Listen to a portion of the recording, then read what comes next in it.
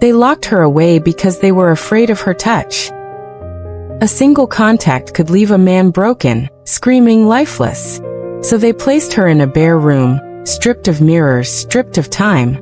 Days blurred into weeks, and weeks dissolved into silence. She counted cracks in the walls just to remember she still existed. No one spoke her name anymore. She wondered if she was still human, or only a weapon waiting to be used. Hope became dangerous. Memory became pain. And yet, in the deepest quiet, her heart continued to beat with defiance. Because even monsters, she realized, still feel, still dream, still break. The door opened without warning. She flinched at the sound, her body already trained to expect pain. They never came without a reason. This time, however, they brought someone with them. A boy, quiet, cautious, unfamiliar. He stood at the edge of the room, uncertainty written across his face. No one explained why he was there. They never explained anything. She watched him from a distance, every muscle tense, every breath measured. She wanted to tell him not to come closer. She wanted to warn him about her hands. But fear sealed her lips. He didn't look at her like the others did, as if she were already guilty. His gaze held curiosity, and something dangerously close to kindness. Kindness was a language she had almost forgotten. The silence between them stretched, heavy and fragile. She wondered if he was afraid of her, or if he was brave enough not to be.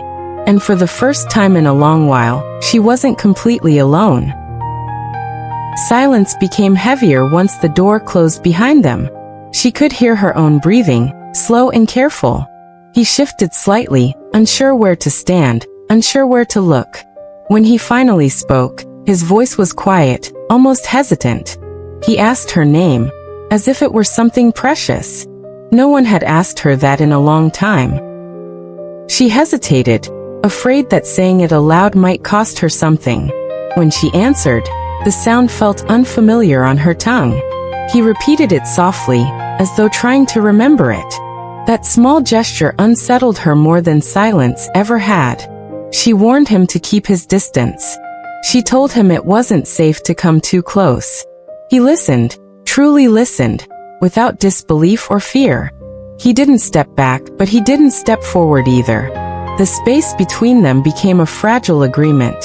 For the first time, she felt seen rather than studied. Words formed slowly, carefully, like steps on thin ice.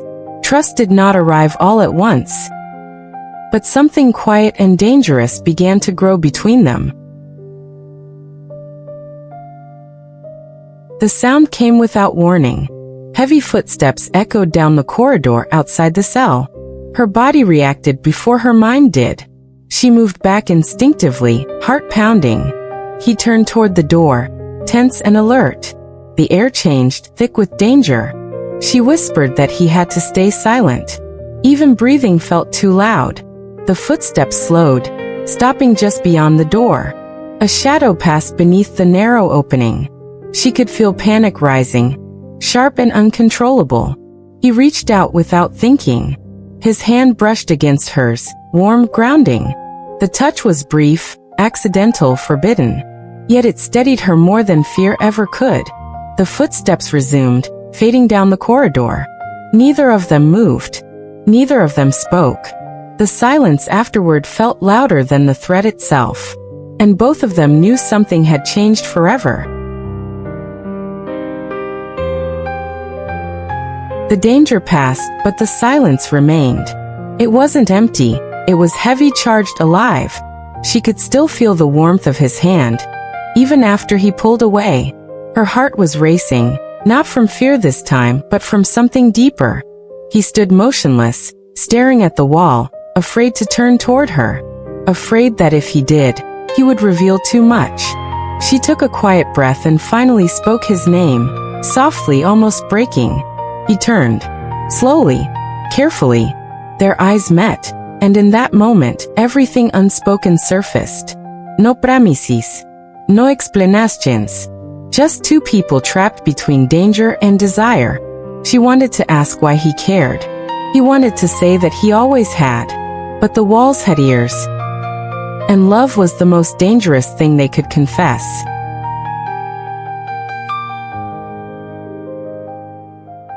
The silence didn't last long.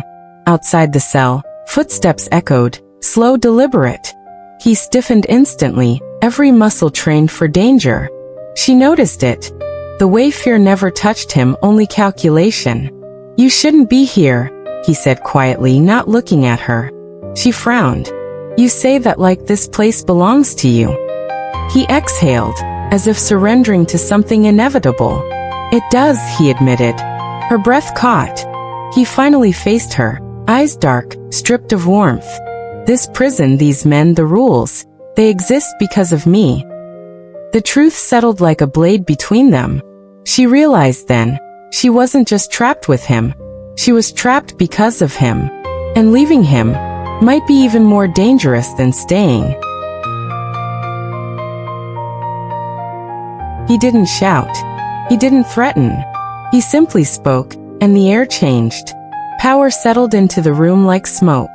"You have two options," he said calmly. She let out a short laugh.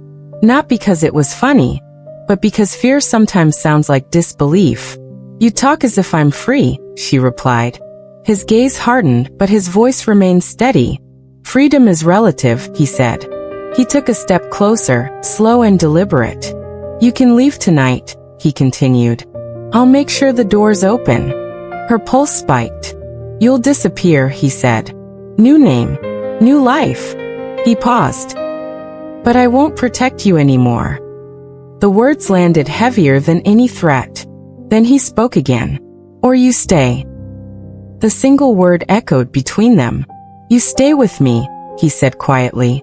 "Under my protection. My rules. My enemies. My shadows." She searched his face for doubt. There was none. Only certainty.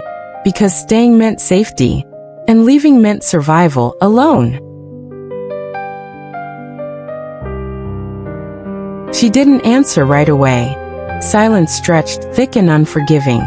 Her mind raced through every warning she had ever ignored. Every instinct screamed to run. But fear wasn't the strongest thing in the room. She looked at him, really looked. At the calm that hid violence. At the protection that came with chains. "If I stay," she said slowly, "there is no leaving, is there?" He didn't lie. "No," he answered. The honesty hurt more than a threat. She closed her eyes for a moment. When she opened them, something had changed. Fear was still there, but it had learned its place. "Then I stay," she said. The words settled like fate. He nodded once. Not in victory, in acceptance. Because from that moment on, she wasn't just protected by him. She belonged to his world. The world didn't end the night she chose him. It simply changed. The walls were different now. Higher. Stronger. She slept without fear, but never without awareness. His name opened doors, and closed others forever. She learned the rules quickly. Silence. Loyalty. Control. He never asked for obedience. He expected understanding. Sometimes she caught her reflection, and barely recognized the woman staring back. She was safe, powerful, and irrevocably tied to the man who had destroyed her freedom and rebuilt her from the ruins.